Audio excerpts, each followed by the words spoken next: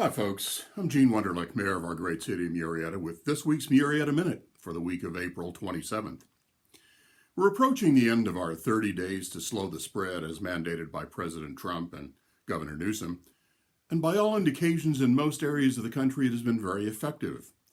The mortality rate of earlier models estimating as many as 2.5 million Americans would die has been modified, and modified again, with actual deaths at 58,033 as of 4/28. This is still a significant number and made even more poignant if it's been a member of your family or a friend, but nowhere near the 2.5 million initial estimate.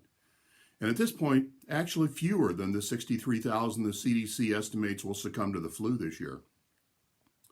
Those initial estimates prompted a widespread shutdown of not just the economy of the United States, but in most countries around the world, driving unemployment rates from record lows of under 4% for most of our state to nearly 10 times that amount in just 1 month.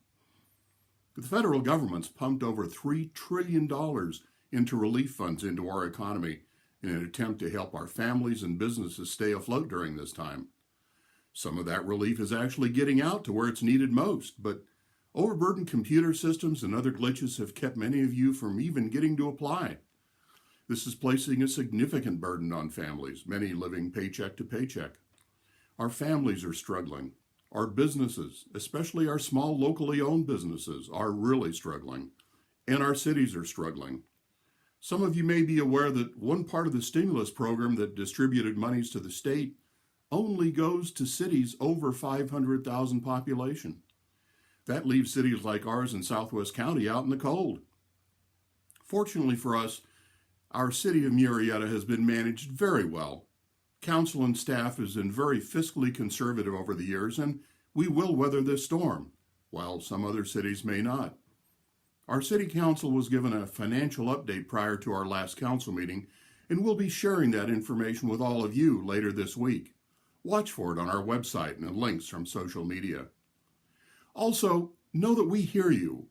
We hear and share your concerns about where we are, what sacrifices we've made, and how we move forward. We know it's been frustrating for you. Worried about venturing out of your home for the basics, worried you'll get yelled at for not wearing a mask while walking alone through a field, worried if you'll get arrested for being a non-essential person in an essential world. Gotta ask, is there anything more demeaning than being classified as non-essential by a government which, by and large, is less essential than most of you? I don't think so. All of this begs the question, when do we open up? We're seeing some countries, states, and cities start the process, including a few here in California, and we'll see more of that soon. Obviously, we need to do it carefully as we don't want to see a spike in COVID cases, but given that the initial goal was to flatten the curve so as not to overwhelm our medical facilities, and given that our local medical facilities are so underutilized at this point that they're laying off essential personnel, maybe we could afford a little loosening of the restrictions that have constrained our lives for the last 6 weeks.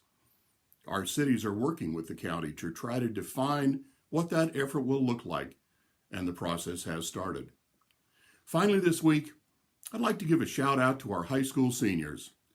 Last week, I was privileged to recognize a number of outstanding seniors from our local high schools at our Student of the Month ceremony, held online via Zoom. These outstanding young men and women have had an essential rite of passage, their high school graduation ceremony, taken from them.